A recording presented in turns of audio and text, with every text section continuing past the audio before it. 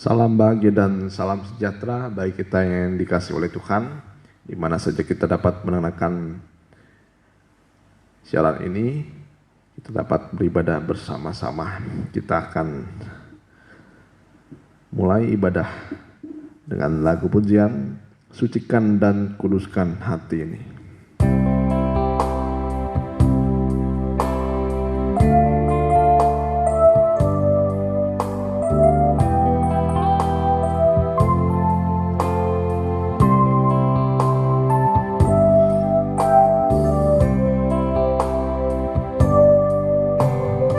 Sucikan dan kuduskan hati ini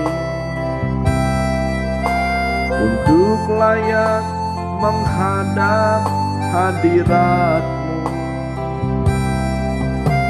Tubuh jiwa rohku kuserahkan padamu. Ku menyembah-Mu. Tinggikan namamu, tinggikan namamu ya Tuhan. Mulialah namamu ya Tuhan. Tiada lain seperti Engkau ya Allahku, besar kuasa-Mu.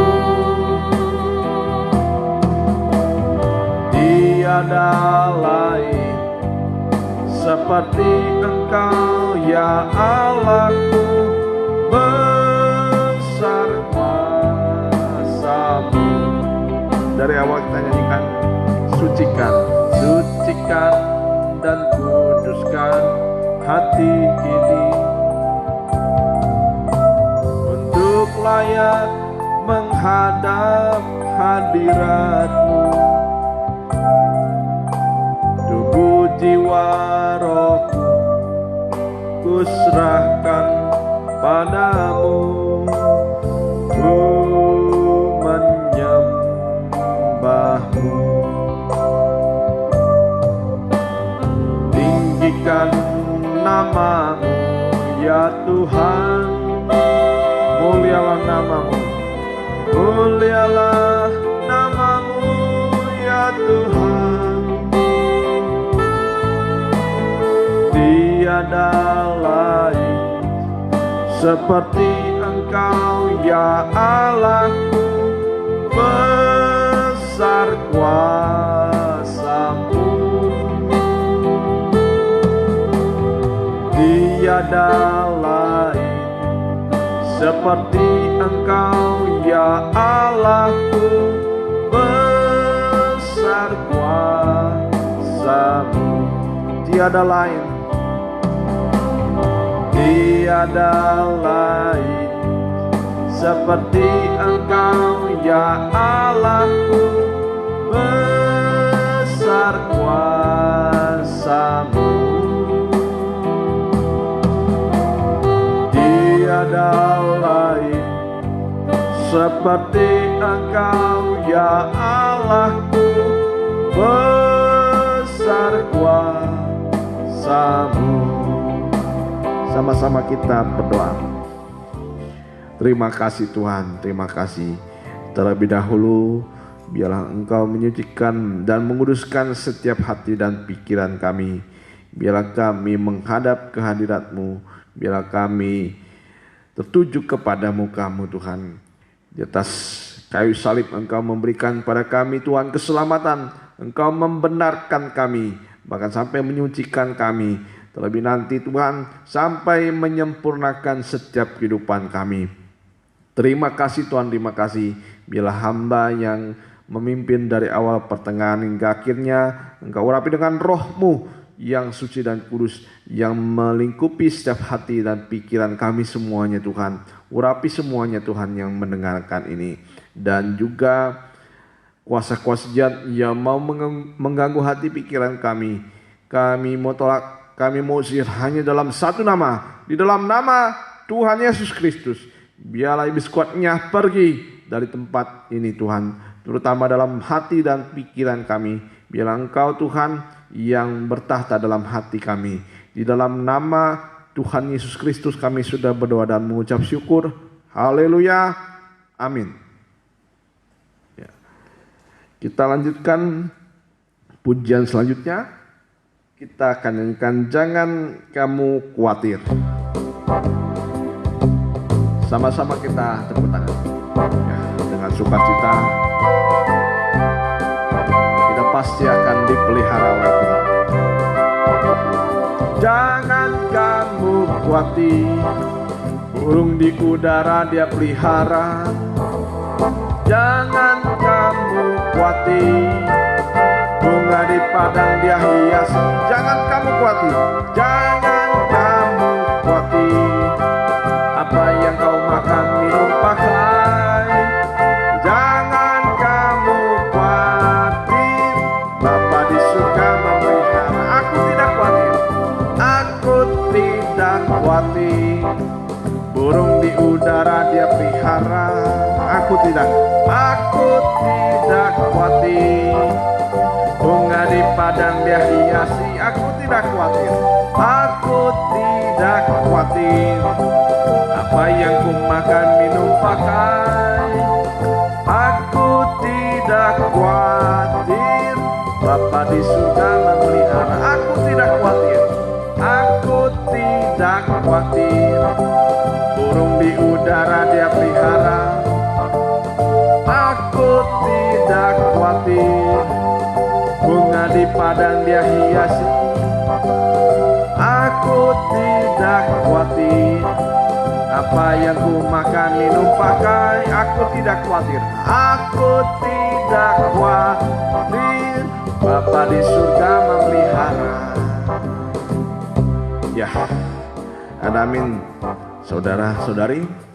Ya, bagaimana kehidupan kita memang walaupun banyak keadaan yang tidak menentu pada akhir ini, bahkan memang sekarang dalam keadaan yang sukar sekalipun, tetapi kalau kita sebagai anak-anak Tuhan, Tuhan beri jaminan bahwa kita akan diberkati oleh Tuhan, dan itu memang sudah Tuhan berikan atas kehidupan kita pada hari ini dan juga esok hari. Kita tidak perlu khawatir, bukti bahwa kita sudah diberi kehidupan kita pada hari ini, besok pun Tuhan bisa memberikan dan mengaruniakan kehidupan.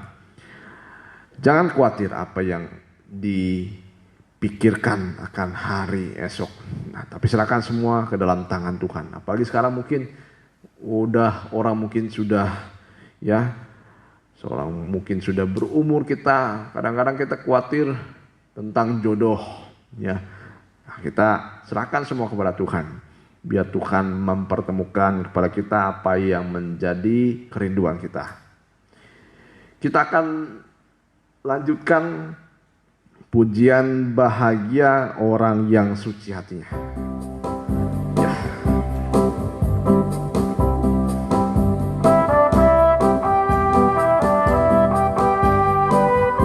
Bahagia orang yang suci hatinya.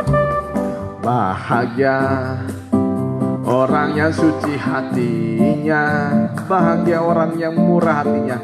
Bahagia orang yang murah hatinya, kemurahan Allah akan selalu dicurahkan dalam kehidupan yang rendah hati. Bahagia orang yang berduka cita, bahagia yang lapar akan kebenaran, penghiburan, kepuasan selalu dilimpahkan dalam hidup sebagai anak Tuhan. Bait yang ketiga. Bahagia orang yang miskin hatinya, bahagia orang yang dianiaya, orang yang dianiaya, kerajaan jadi miliknya sejak di dunia ini dan selamanya. Bukakanlah hatimu untuk kasih-Nya yang bersedia curahkan sekarang juga. Sebutlah namanya, Dia mempelai surga. Dialah Yesus yang mengasihi kita. Kuserahkan hatiku, kuserahkan hatiku untuk kasih-Mu. Bagai bejana lemah di hadapan, ku sambut diri-Mu. Kaulah kekasihku yang menjadi kerinduan jiwaku. Ya, banyak kebahagiaan di dunia yang dunia tawarkan, tetapi dalam Tuhan kebahagiaan itu akan dikaruniakan kepada mereka yang suci hatinya, yang miskin, yang lapar akan kebenaran. Yang mungkin di dalam dunia kita tidak dapatkan kebahagiaan daripada Tuhan, ya kita harus datanglah kepada Tuhan, karena kebahagiaan di dunia ini, yang di dunia ini semuanya hanya tipuan belaka. Di awal manis tetapi di akhirnya adalah kepahitan.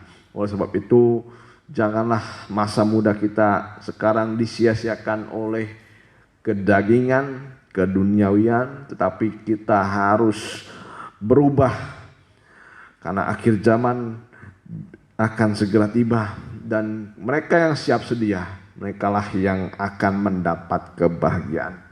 Kita akan mendengarkan firman Tuhan. Kita sambut dengan lagu pujian, Ku Mau Belajar Untuk Bersandar.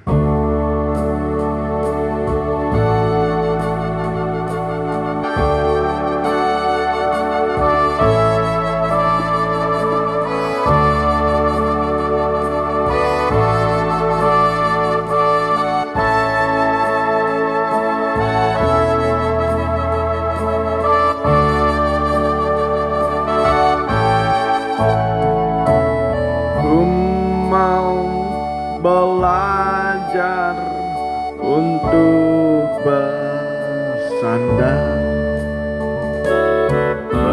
bersandar pada firman. Ku mau hidupku selalu dipenuhkan dengan kelimpahan kuasa-Nya. Ku mau belajar, ku mau belajar untuk bersandar, bersandar pada firman. Ku mau hidupku, ku mau hidupku selalu dipenuhkan dengan kelimpahan kuasa-Nya. Sama-sama kita berdoa. Ya Tuhan, banyak kelemahan yang dihadapi oleh manusia, terutama manusia itu susah untuk dan sulit untuk belajar, untuk mengandalkan firman-Mu, karena keadaan di sekitar kami yang menggoda kami, yang mau menjatuhkan kehidupan kami, bahkan mau membinasakan. Tetapi kami ketika mengandalkan Engkau, ketika kami mau bersandar kepadamu, kami tidak akan pernah jatuh. Tetapi sekalipun Tuhan, keadaan kami sekarang dalam keadaan yang jatuh, dalam keadaan tenggelam, Engkau sanggup mengangkat kehidupan kami Tuhan. Engkau sanggup juga memberikan pengharapan atas kehidupan kami. Terima kasih Tuhan, terima kasih. Dan kiranya firman ini menjadi jawaban kehidupan kami, menegur kami, membentuk kami, menolong setiap kehidupan kami. Terima kasih Tuhan Yesus, terima kasih. Kuasa-kuasa jahat yang mau mengganggu hati pikiran kami mau tolak, kami mau usir hanya dalam satu nama, di dalam nama Tuhan Yesus Kristus. Biar habis kuatnya pergi dari tempat ini. Hanya di dalam nama Tuhan Yesus Kristus kami sudah berdoa. Haleluya. Amin. Ya, salam bahagia dan salam sejahtera bagi kita yang dikasihi oleh Tuhan, rekan-rekan sekalian, teman-teman sekalian yang mungkin bisa mengikuti ibadah ini. Ya, alangkah baiknya kita siapkan tempat yang terbaik, terutama dalam hati kita, bisa juga tempat duduk kita di mana saja kita berada. Kita bisa mendengarkan firman ini secara baik, secara sungguh-sungguh ya. Kita akan lihat di Amsal 5. Nah, dalam ibadah komuda di GBS Firdaus, kita berurutan mempelajari Alkitab dari Amsal 1. Nah, sekarang kita sudah sampai pada Amsal 5. Nah, berarti kalau berurutan seperti ini, ya semua dijelaskan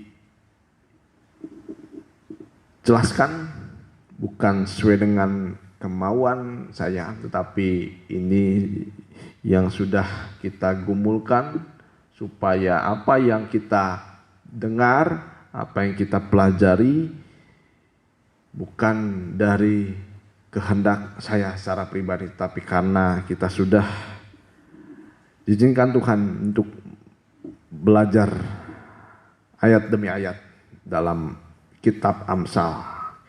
Kita buka Amsal 5. Amsal 5 ayat 1 sampai yang ke-6. Amsal 5 ayat yang pertama sampai ayat yang ke-6. Ya, diberi judul bahaya dari percabulan, perzinahan, bahkan persundalan.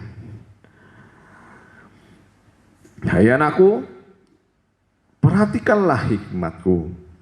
Arahkanlah telingamu kepada kepandaian yang kuajarkan, supaya engkau berpegang pada kebijaksanaan dan bibirmu memelihara pengetahuan. Karena bibir perempuan jalang menitikan tetesan madu, dan langit-langit mulutnya lebih licin daripada minyak. Tetapi kemudian ia pahit seperti empedu dan tajam seperti pedang bermata dua. Kakinya turun menuju maut, langkahnya menuju dunia orang mati. Ia tidak menempuh jalan kehidupan, jalannya sesat tanpa diketahuinya. Ya, ini yang kita akan bahas pada hari ini, dan juga mungkin kalau Tuhan izinkan juga minggu ke depannya. Ya, jadi kalau kita ketahui pada akhir zaman ada dua pembentukan dan dua persekutuan besar yang akan terjadi, dan itu mengarah kepada pembentukan yang pertama, pembentukan tubuh Kristus. Ya, ini adalah satu persekutuan yang indah dari orang-orang yang percaya kepada Tuhan. Mereka yang suci semakin suci, yang benar akan semakin benar, dan memuncak nanti kepada satu penampilan, itulah gereja Tuhan yang suci, benar, dan sempurna. Dan inilah tujuan kerohanian kita. Nah, tapi ada juga tujuan yang kedua, itulah yang dikerjakan oleh banyak orang. Itulah pembangunan Babel. Ya, ini juga akan memuncak semuanya. Yang jahat semakin jahat, yang najis semakin najis, yang cemar akan semakin cemar. Dan tujuan ini sadar atau tidak disadari akan menjadi salah satu tujuan akhir setiap kehidupan orang-orang. Baik itu orang percaya ataupun juga orang yang tidak percaya kepada Tuhan. Ya, jadi Babel itu kalau dalam Alkitab di Wahyu 18 ayat yang kedua sampai ketiga. Wahyu 18 ayat 2 sampai yang ketiga.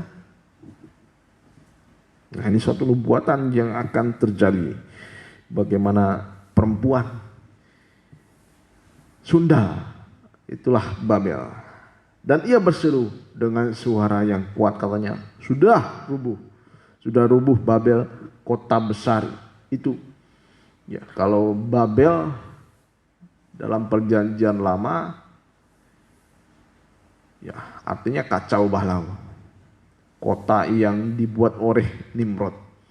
Dan memang kalau sekarang kita lihat, Babel itu negaranya tidak ada sampai sekarang. Ya, negaranya tidak ada sampai sekarang ya. Tapi rohnya itu ada.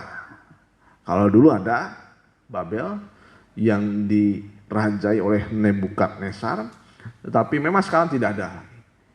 Ya, sudah jadi seperti ya negara yang dulu tempat Babel itu Irak, ya, Irak. Nah, tapi di sini rohnya sampai akhir zaman roh Babel itu akan berkembang. Ya, sudah rubuh Babel. Kota besar itu, ia telah menjadi tempat kediaman roh-roh jahat dan tempat bersembunyi semua roh najis. Dan tempat bersembunyi segala burung yang najis yang dibenci. Ayat yang ketiga. Karena semua bangsa telah minum dari anggur hawa nafsu cabulnya, dan raja-raja di bumi telah berbuat cabul dengan dia, dan pedagang-pedagang di bumi telah menjadi kaya oleh kelimpahan hawa nafsunya. Ya, kita akan melihat memang kalau secara jasmani di sini memang perbuatan cabul secara jasmani bisa, ini artinya perbuatan cabul secara jasmani juga disebutkan di sini, dan juga secara rohani. Tapi saya tidak akan bahas dulu di sini secara rohani. Ya, tapi saya akan bahas dulu di sini bagaimana perbuatan percabulan, perzinahan dan persundalan inilah yang akan memuncak pada akhir zaman. Semakin najis, semakin cabul, semakin berkembang perzinahan itu dan persundalan itu pada akhir zaman. Ya. Dan Babel ini dikatakan hancur hanya dalam waktu 1 jam saja. Segala kemegahannya, segala kenajisannya hancur dalam 1 jam saja. Nah, memang ini cara dari iblis atau setan yang dikatakan berhasil, ya, berhasil untuk menjatuhkan orang-orang, baik orang dunia maupun juga orang-orang yang percaya kepada Tuhan. Nah, iblis menggunakan perzinahan, percabulan, persundalan, atau kita bisa disimpulkan kenajisan. Ya, kenajisan. Ya. Bahkan sekelas Daud pun dia jatuh dalam dosa perzinahan. Ya, dosa perzinahan. Nah, memang kalau kita bisa renungkan, dosa ini memang disebut juga dosa yang murah. Ya, kalau orang misalnya dosa mencuri, itu harus, ya, kalau kita misalnya ada dosa mencuri, itu memang merugikan orang lain. Ya, tapi kita harus ada kesempatan kadang-kadang untuk mencuri. Kita Kalau ingin mencuri kadang-kadang buat dulu strategi dan lain sebagainya. Itu memang kadang-kadang sukar dilakukan. Dan kalau kita ketahuan, dibogem mentah. Bisa masuk penjara langsung. Bisa dipukul, dihakimi masa. Nah, dosa apa lagi? Dosa berbohong misalnya, dan lain sebagainya. Nah, dosa murah ini. Dosa yang gampang sekali dilakukan oleh banyak orang. Kenajisan. Ya, bahkan sekarang kalau mau orang berbuat najis tidak perlu keluar rumah. Di dalam rumah pun bisa lakukan. Dan bisa menjadi ini dosa yang mahal. Ya, kalau kita mendengar harga persundalan ada yang puluhan juta, bahkan mungkin ada yang ratusan juta. Ya, semakin orang itu terkenal, semakin mahal ya biaya persundalannya. Ya. Jadi kita di sini golongkan percabulan. Ya, dosa kenajisan itu percabulan, perzinahan, dan persundalan. Apa itu percabulan? Nah, percabulan itu hubungan, ya hubungan kalau dalam KBBI hubungan segama ya antara orang yang di luar pernikahan. Nah, itu namanya percabulan. Nah, itu masuk dalam pemerkosaan. Pemerkosaan, hubungan suka dengan suka antara perempuan dan laki-laki, ya, sampai melakukan hubungan suami istri, itu percabulan, ya itu percabulan, dan banyak lagi ragamnya sampai sekarang manusia dengan hewan, wah bayangkan. Dosa-dosa ini semakin lama semakin berkembang sampai tidak dimasuk akal bagaimana orang bisa bersembunyi di antara dosa ini. Ya. Itu percabulan di luar pernikahan yang sah. Perzinahan. Nah, kalau perzinahan itu sudah ya tidak setia, artinya tidak setia kepada pernikahan. Orang yang sudah menikah, dia melakukan hubungan di luar pernikahan, ya, dengan orang mungkin istri orang atau orang yang belum beristri tapi dia sudah bersuami dan lain sebagainya. Itu kita dapat mengerti. Nah, dosa-dosa semacam itu. Persundalan. Nah, kalau sudah menyangkut persundalan ini sudah pelacuran. Ya, pelacuran itu orang membayar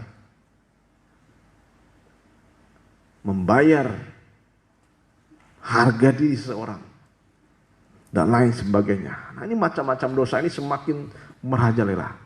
Nah, perzinahan juga bisa dari tontonan, ya, dari tontonan. Dan banyak sekali ragamnya sampai sekarang mungkin orang itu sudah tidak bisa dibendung lagi. Kalau sudah najis, sangat najis. Kalau sudah jahat, sangat jahat pada akhir-akhir zaman ini ya. Jadi sekarang juga entertainment disuguh-suguhkan, kalau tidak dengan suatu hal yang najis tidak akan rame, tidak akan populer. Dengan hal-hal yang menarik, yang paling menarik itu adalah kenajisan, ya. Jadi semakin najis semakin mahal, semakin najis semakin disukai oleh orang-orang. Nah, kalau kita lihat pernah ada survei katanya, ya memang saya lihat di media bagaimana 62% remaja dari Jawa Barat dikatakan sudah kehilangan kesucian. Wah, bayangkan, apalagi negara barat. Kalau negara barat itu sudah terbuka, sudah masuk dalam kenajisan yang luar biasa. Mereka tidak malu-malu lagi menyebutkan hal-hal yang tabu ini. Nah, itulah iblis ini bertahta di dalam dosa kenajisan. Ya, itu tahtanya setan. Ya, kalau rumah tangga sudah najis, nah itu loh, kalau rumah tangga sudah najis, sudah ada selingkuh, pria idaman lain, wanita idaman lain. Nah, iblis bertahta dalam rumah tangga itu. Itu tahtanya iblis dalam persundalan, kenajisan, perzinahan, percabulan. Nah, sekarang kalau kita lihat anak-anak muda zaman sekarang, mungkin dosanya tidak merugikan orang lain. Ya, tapi dosa semacam ini sangat digandrungi oleh anak-anak muda. Nah, kalau boleh jujur, saya juga pernah mengalami hal-hal semacam itu. Ya. Ini memang pergumulan dari anak-anak muda. Itu melawan kenajisan. Melawan kenajisan. Nah, padahal seks, uang, dan jabatan itu sebenarnya bukan dosa. Ya. Tetapi kalau sudah dimotori hawa nafsu daging, itu menjadi suatu hal yang tidak bisa dikendalikan. Nah, kalau seks itu sebenarnya dalam pernikahan itu kudus. Ya, itu sudah dikuduskan oleh Tuhan. Nah, tapi manusia ingin menyelewengkan nikah. Ingin menyelewengkan seks. Ya. Ya, kalau kita tidak bisa dikendalikan, ya kita seperti air. Ya, air, ya selang yang dialiri air. Nah, kalau misalnya tidak dikendalikan, wah, selang itu kemana-mana saja. Tidak peduli siapapun, anak, orang tua. Bahkan sekarang banyak berita bagaimana anak dengan orang tua bisa melakukan hal-hal yang sejahat itu. Nah, memang ini tidak mengenal siapapun, baik itu tua, muda, masih kecil, masih besar, bisa jadi korban bisa menjadi korban percabulan, perzinahan, persundahan. Ya. Tidak mengenal umur, tidak mengenal status sosial, mau disebut orang kaya, orang miskin, mau yang di tahta atau mungkin yang di kolong jembatan sekalipun, semua bisa jatuh. Tidak mengenal agama, kedudukan. Nah, kita mungkin disebut orang Kristen suci, ya tidak seperti itu juga. Banyak orang Kristen yang jatuh. Mungkin hamba Tuhan juga bisa jatuh. Seorang pendeta pun, bahkan sekelas Daud pun bisa jatuh. Nah, ini bahaya sekali. Dosa perzinahan. Ya, tidak mengenal tempat. Mau tempat yang paling mewah sampai tempat yang paling kotor pun, bahkan orang melakukan hal semacam itu, wah, di sawah, bayangkan. Tidak mengenal tempat.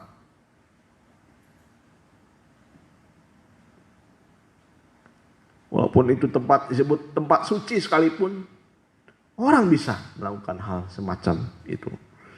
Ya, dan roh najis ini bisa cepat merusak iman kita.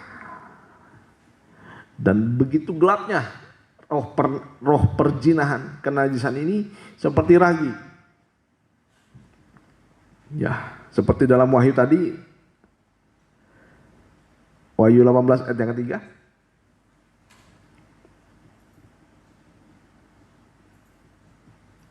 Nah, boleh yang sebelumnya, ya, ayat yang kedua. Nah, dosa ini bersembunyi. Dan tempat bersembunyi semua roh najis. Nah, kalau roh najis ini, dia ada tempat persembunyiannya. Semakin gelap, semakin ditutupi, semakin berkembang. Nah, makanya kalau ragi itu dibuka, kuasanya hilang. Tapi kalau ragi itu ditutup, nah dia akan berkembang, menghancurkan apapun. Kalau itu kayu itu bisa hancur oleh ragi. Begitu juga manusia sesuci apapun, kalau sudah masuk dosa kenajisan, dia akan rusak imannya. Ya, begitu gelapnya dosa ini, karena disembunyikan, tersembunyi dosa ini. Ya. Kita lihat arah dan tujuan dosa ini. Kita lihat di ayat yang ke-6, ayat 5 sampai yang ke-6. Kakinya turun menuju maut, di Amsal yang ke-5. Ayat 5. Kakinya turun menuju maut, langkahnya menuju dunia orang mati. Ia tidak menempuh jalan kehidupan, jalannya sesat tanpa diketahuinya. Ya, jadi sadar tidak sadar orang yang melakukan dosa kenajisan ini, orang yang melakukan perzinahan, arah tujuannya kita lihat di sini yaitu menuju maut. Menuju kematian. Ya, kalau orang sudah berbuah dosa, dosa itu berbuahkan maut. Kalau kita mengenal, kita ketahui pada dosa-dosa zaman-zaman awal, kita ingat Nuh. Ya. Nuh. Semua orang waktu pada zaman Nuh, dosanya adalah kenajisan, dikatakan. Ya, ada kejahatan tapi yang menonjol adalah kenajisan.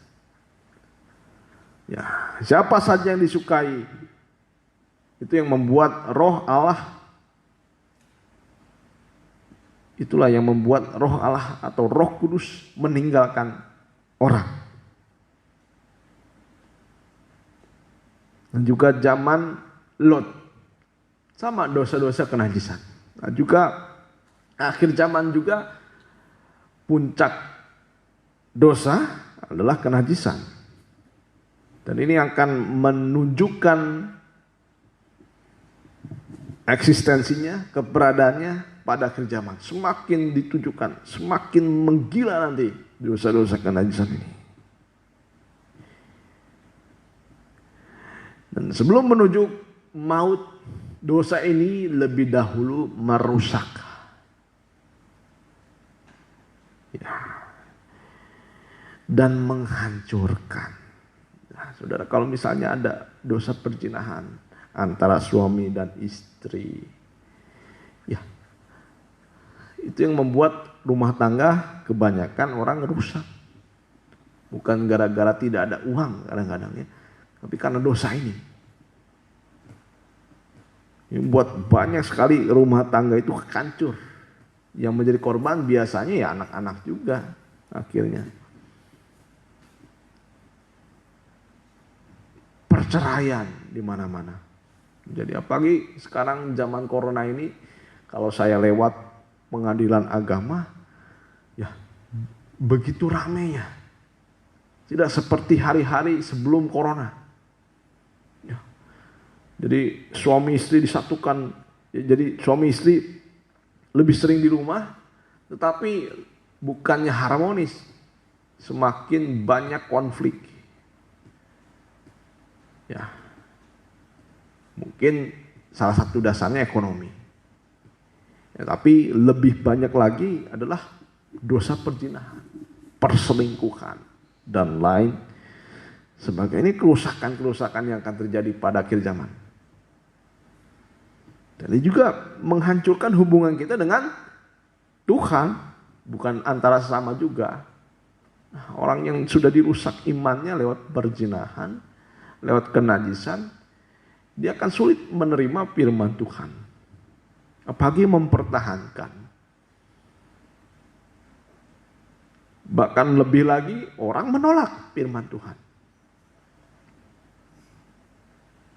Orang menolak firman Tuhan. Nah, tidak ada tawar-menawar. Kalau orang melakukan perzinahan, percabulan, persunahan, langkahnya menuju kematian, maut. Ya. Kalau tidak bertobat, langkahnya menuju maut. Mungkin ada pertanyaan, kalau orang mati, oh dia rajin ibadah, dia mungkin seperti orang yang taat, tetapi memelihara dosa, perzinahan, percabulan, persundalan, dia tidak akan bisa masuk dalam kerajaan surga. Ya. Jadi hati-hati kalau kita sekarang digoda. Nah ini jadi kenajisan ini suatu jerat yang kuat. Di 1 Korintus 6 ayat 16. 1 Korintus 6 ayat 16.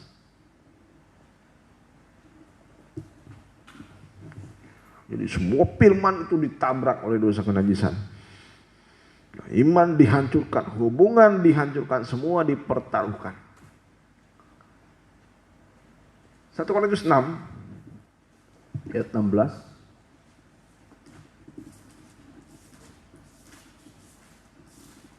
1 Korintus 6 ayat 16. Atau tidak tahukah kamu bahwa siapa yang mengikat dirinya pada perempuan cabul menjadi satu tubuh dengan dia? Sebab demikianlah kata Nas, keduanya akan menjadi satu daging. Tetapi siapa yang mengikatkan diri pada Tuhan menjadi satu roh dengan dia. Nah kalau orang sudah berbuat cabul, mengikat diri dengan perempuan, itu bisa menjadi jerat yang kuat. Karena di sini dikatakan seperti orang itu sudah menjadi satu daging.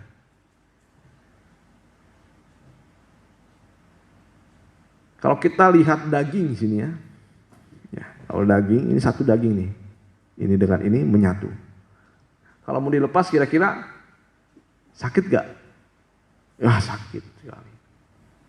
Kalau sudah sesuatu yang mendarah daging atas kehidupan kita, kalau sudah terikat itu sulit untuk dilepas. Seperti daging ini, daging kalau sudah menyatu, ya sudah menyatu. Tangan dengan lengan ini, lengan ya hubungan ini, kalau misalnya mau dilepas harus mengalami sakit yang sakit yang sangat. Nah begitu juga kalau misalnya orang sudah menjadi satu daging dengan perempuan cabul dan lain sebagainya, itu sulit untuk dilepas. Jauhkanlah dirimu dari percabulan. Setiap dosa lain yang dilakukan manusia terjadi di luar dirinya. Tetapi orang yang melakukan percabulan berdosa terhadap dirinya sendiri. Ya.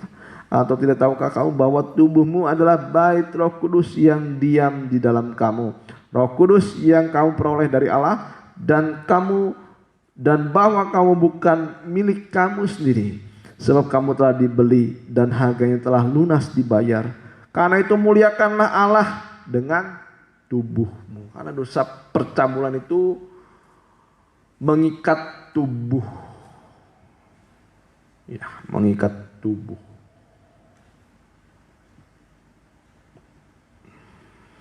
Ya, jadi hati-hati terhadap dosa percabulan, kenajisan, perzinahan, persundalan dengan berbagai macam jenisnya sekarang. Ya, percabulan terhadap diri sendiri juga bisa terjadi. Ya, kalau kita uraikan satu persatu, wah, begitu ngerinya. Mungkin kita salah satu di antara kita bisa terikat dengan dosa itu. Sekarang kita harus sadari bahwa dosa itu bukan membuat kehidupan kita semakin baik, tetapi semakin jahat, semakin najis. Awalnya baik, awalnya manis, tapi akhirnya pahit. Ya. Nah, bagaimana kita bisa supaya kita tidak masuk dalam rencana setan ini? Ya. Kita baca di ayat yang pertama di Amsal. Ya.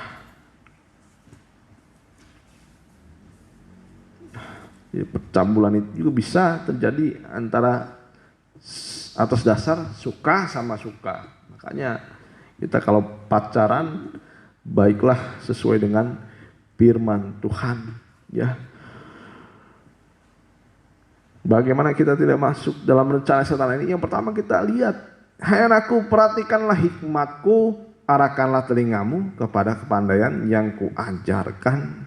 Ya, kita tidak mungkin bisa bertahan kalau di luar firman. Nah, di sini tekunlah dan seringlah mendengar dan merenungkan firman Tuhan. Ya, dari mana kita bisa mendapatkan firman dan merenungkan firman ini? Yaitu lewat ibadah. Makanya ibadah kaum muda hampir banyak gereja mengadakan pada hari Sabtu, ya, supaya anak-anak muda tidak berkeliaran. Ya, karena pergaulan yang buruk itu merusak kebiasaan yang baik. Nah, tekun untuk merenungkan. Nah, dari itu kita tekun untuk merenungkan firman, mendengar firman Tuhan. Kita mengarahkan telinga kita, akhirnya kita akan mendapatkan iman. Ya, makanya firman Tuhan pada akhir zaman ini harus lebih keras lagi untuk membentuk setiap anak-anak kaum muda. Nah, sudah tahu ini salah. Untuk mengajarkan kita, jangan kita seperti orang Niniwe. Dia tidak tahu membedakan tangan kiri dan tangan kanan. Sudah rusak sekali lakunya berarti. Ya. Jadi jangan kita lupa membedakan mana yang baik, mana yang tidak baik, mana yang benar, mana yang tidak benar, mana yang berguna dan mana yang tidak berguna. Nah, kita harus sekarang berhikmat kepada segala sesuatu. Ya. Dan saya rasa kita tidak usah diajari. Kita tahu mana yang baik, mana yang tidak baik, mana yang benar, mana yang tidak benar, mana yang berguna, mana yang tidak berguna. Buktinya kita mengetahui, kita bisa menilai orang. Ya, karena kita bisa menilai orang, wah ini baru saja kalau kita lihat seseorang melakukan hal yang kita nilai, wah ini tidak baik, wah ini tidak benar, wah ini tidak berguna. Kadang-kadang kita bisa menilai. Ya nilailah lebih dahulu diri sendiri. Ya, kita diajarkan Tuhan supaya jangan menghakimi. Nah, bukan juga artinya kalau kita kepada seorang tidak boleh memberi nasihat. Memberi nasihat itu diperbolehkan, bahkan diharuskan oleh firman Tuhan. Tapi dikatakan di sini, lihatlah lebih dahulu pada diri kita. Jangan selumbar di depan mata orang kita bisa lihat, tetapi balok di depan mata kita tidak kita lihat. Selumbar di seberang bisa kita lihat, tetapi balok di mata kita tidak bisa kita lihat. Keluarkanlah balok di depan mata kita dulu, baru kita bisa mengeluarkan selumbar di mata orang. Nah, bukannya artinya kita tidak boleh menasihati. Boleh, sangat boleh. Mungkin kata orang berkata, kamu terlalu baik urusan, gak boleh ikut campur kepada urusan lain. Nah, ada batasnya. Urusan orang lain kita tidak boleh campuri. Ada batasannya. Tetapi kalau nasihat yang baik, itu harus kita berikan kepada orang. Ya, supaya kita bisa menyelamatkan orang itu. Sesuai dengan hikmat, ada batasannya. Ya, yang kedua kita harus berpegang kepada kebijaksanaan. Yang kedua. Nah, di sini berpegang pada kebijaksanaan. Segala sesuatu yang berpegang itu ada wujudnya. Ya. Karena kita tidak bisa berpegang kepada firman. Mengapa? Karena wujud firman itu tidak ada. Mau apa kita pegang? Wujud firman itu adalah ketika kita mentaati firman Tuhan. Banyak orang sulit untuk berpegang pada firman Tuhan. Ya, mengapa sulit? Karena firman Tuhan itu seperti tidak berwujud. Padahal firman itu berwujud. Bisa dipegang oleh kehidupan kita. Dan bukti kalau kita sudah memegang firman Tuhan adalah firman itu dipraktekkan, ditaati dalam kehidupan kita. Nah, inilah berpegang kepada bijaksanaan ini adalah kita menerima roh hikmat dari Roh Kudus. Nah, roh hikmat dari Roh Kudus ini yang dikaruniakan kepada kita sehingga kita memiliki kekuatan untuk roh untuk mengendalikan diri kita, menjaga kesucian kita, karena Roh Kudus ini adalah roh suci. Nah, siapa yang ada Roh Kudus dalam dirinya itu membuat kehidupannya menjadi suci. Dia menjauhkan apa yang najis. Nah, bagaimana caranya? Ya, langkah awal untuk kita lepas dari dosa kenajisan adalah jangan memberi tempat kepada iblis atau jangan memberi kesempatan kepada iblis. Karena kalau kita sudah memberi kesempatan kepada iblis, iblis itu akan mengambil tempat dalam hati kita. Ada lubang sedikit apapun dalam perahu, lama-kelamaan perahu itu bisa tenggelam. Ya, bisa tenggelam. Perahu sebesar apapun, lubang apapun harus ditutup. Nah, begitu juga kesempatan sedikit pun akan digunakan oleh setan untuk menjatuhkan atau menenggelamkan perahu kehidupan kita. Ya, janganlah beri tempat kepada iblis. Kalau kita memberi tempat kepada iblis, iblis itu akan mengambil tahta dalam kehidupan kita. Ya. Bayangkan kalau seseorang itu menjadi tahtanya iblis. Nah, kita lihat tahtanya iblis itu hidup, membuat seorang itu hidup dalam kenajisan.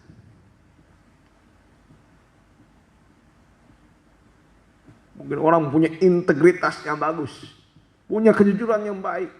Tapi kalau orang sudah dimasuki oleh dosa kenajisan, apa yang sudah dipertahankan bisa. Orang itu mungkin integritasnya bagus, karena ada dosa kenajisan, mulai berbohong, mulai menutupi kesalahan. Ya, jadi jangan beri tempat kepada iblis. Dan juga jaga pergaulan.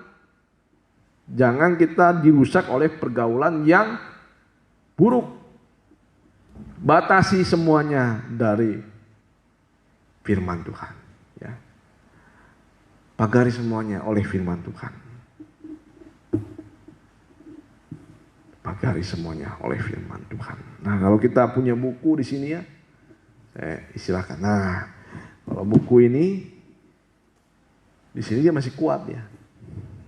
Nah, dia masih kuat. Tapi kalau sudah mulai 50-50, artinya ragu-ragu, sudah goyah. Nah, saat itulah buku akan jatuh. Nah, begitu juga setiap kehidupan kita. Kalau sudah mulai bimbangkan firman Tuhan, mana yang dipegang, kesucian atau kenajisan. Suatu saat kita akan memilih yang tidak benar. Dari Kejadian sampai Wahyu, orang-orang yang ragu-ragu pasti jatuh.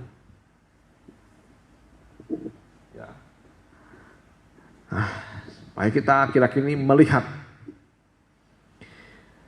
bahwa sebenarnya pernikahan itu suci di mata Tuhan.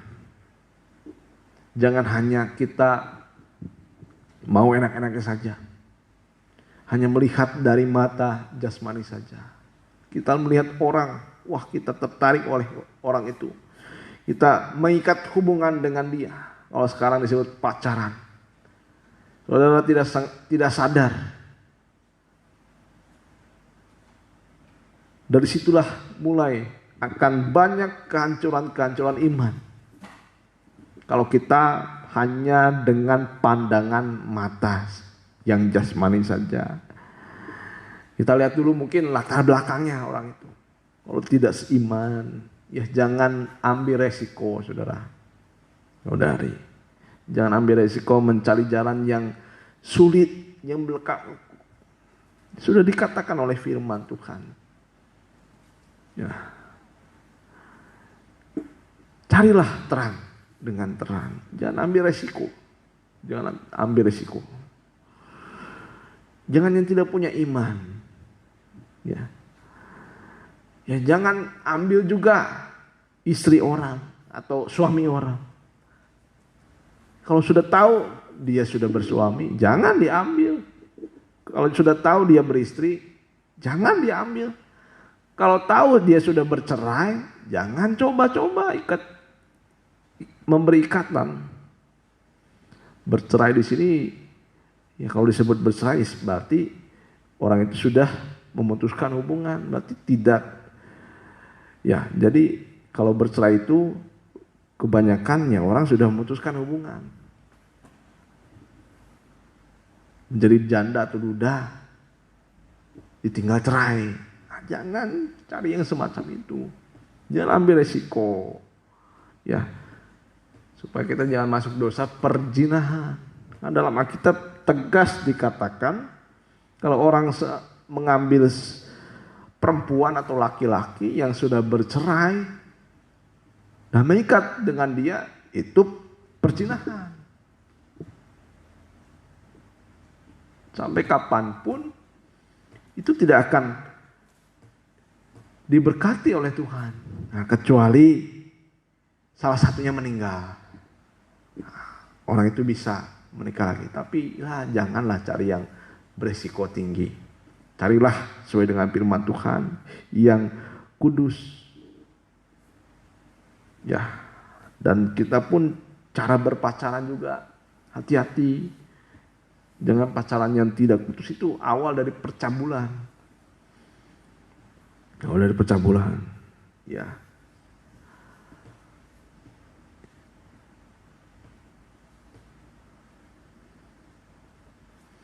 Dan lain sebagainya. Jadi pernikahan adalah karunia Tuhan dan panggilan Tuhan bagi orang-orang percaya. Semua itu sudah disucikan oleh Tuhan dengan suatu ikatan yang suci yang sudah diatur oleh firman Tuhan. Kalau kita mau menikah sesuai dengan firman Tuhan, jadilah hidup benar dan kudus. Jangan cari yang beresiko. Jadilah kita orang yang bijaksana supaya kehidupan kita akan menjadi kehidupan yang baik. Ya. Kita akan nyanyikan lagu Sucikan dan Kuduskan Hati ini aja.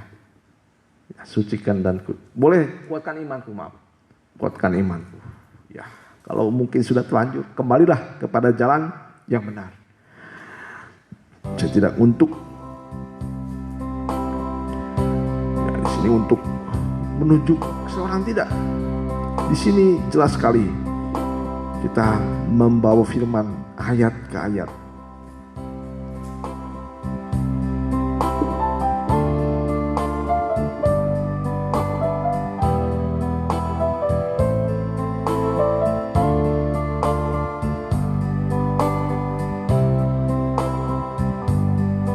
Oh Tuhan, kuatkan imanku saat hadapi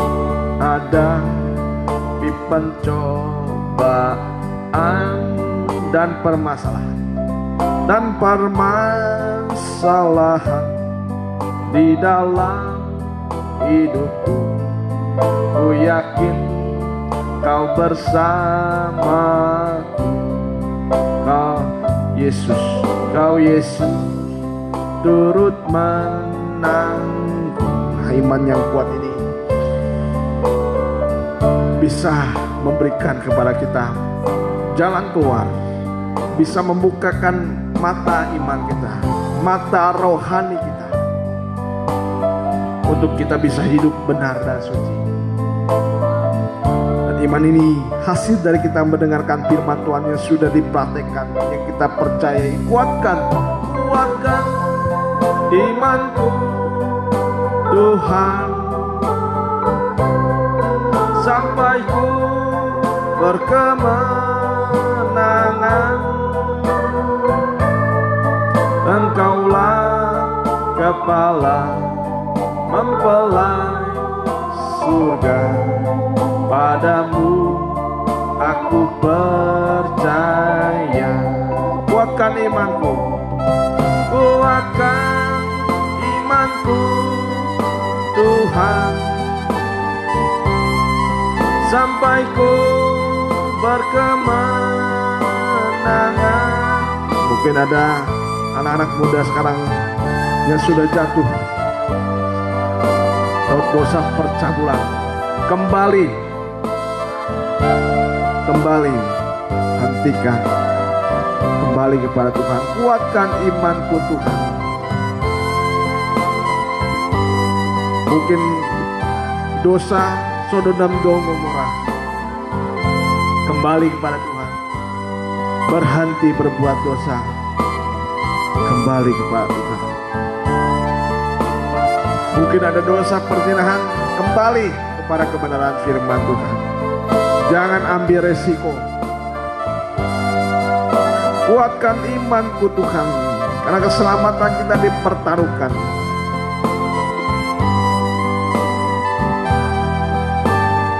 Sampai ku berkemenangan.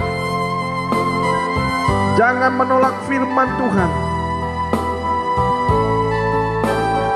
Jangan bersungut-sungut akan firman Tuhan. Padamu aku percaya. Kuatkan imanku Tuhan. Haleluya. Haleluya Tuhan Yesus. Ampuni kami Tuhan. Kuduskanlah kami Tuhan. Engkaulah kepala. Engkaulah kepala mempelai surga. Padamu aku percaya. Padamu aku percaya. Padamu aku percaya. Padamu aku percaya. Padamu aku percaya. Musik sedih. Tuhan Yesus, tolong Tuhan. Segala kehidupan kami, segala dosa kami, apapun yang kami lakukan, kami bawa kepadamu. Kami serahkan segala kekhawatiran kami, segala dosa kami, segala kelemahan kami kepadamu. Engkau sanggup menerimanya, Engkau sanggup membuangnya dalam kehidupan kami. Terima kasih Tuhan, terima kasih. Mungkin kami sudah melakukan hal-hal yang keji, hal-hal yang najis, tetapi setelah kami mendengarkan firman-Mu, kekuatan kami bertambah, iman kami bertambah ketika kami mengerti akan firman-Mu, bahkan melakukan firman-Mu. Tolonglah Tuhan, tolonglah semua Tuhan anak-anak-Mu yang masih terikat oleh dosa-dosa semacam ini. Lewat iman kami dan juga Roh-Mu Tuhan yang hadir dalam kehidupan kami, mampu mengendalikan setiap kehidupan kami dan memberikan kekudusan yang sejati. Dan kiranya Tuhan, Kau kuduskan juga pernikahan kami Tuhan. Kami bawa ke hadapan-Mu, Engkau yang menjadi kepala yang bertata atas nikah kami. Ataupun semua Tuhan yang dalam masalah yang samain Tuhan, kiranya kami menyadari bahwa pentingnya kekudusan, supaya kami dapat melihat Engkau Tuhan suatu kali Tuhan. Tanpa kekudusan tidak ada satupun yang dapat melihat Allah. Terima kasih Tuhan, terima kasih. Kiranya Engkau memberikan pada kami kekuatan untuk melakukan firman-Mu. Berkati segala pekerjaan dan usaha kami, dan juga segala apa yang kami pergumulkan Tuhan. Pada akhir-akhir ini Tuhan, segala mungkin penyakit yang ada dalam diri kami serahkan ke dalam tangan-Mu. Dan juga Tuhan, apa yang menjadi penyakit kami Tuhan, kami bawa kepadamu, Engkau yang sanggup menyembuhkannya Tuhan. Juga Tuhan segala masalah pernikahan kami bawa kepadamu Tuhan. Terima kasih Tuhan, terima kasih. Berkati segala usaha pekerjaan kami, sekolah kami, dan juga pelayanan kami. Semuanya Tuhan, yang mencari pekerjaan juga Engkau yang berkati Tuhan. Terima kasih Tuhan, terima kasih. Kami alaskan doa ini hanya di dalam nama Tuhan Yesus kami sudah berdoa. Haleluya. Amin.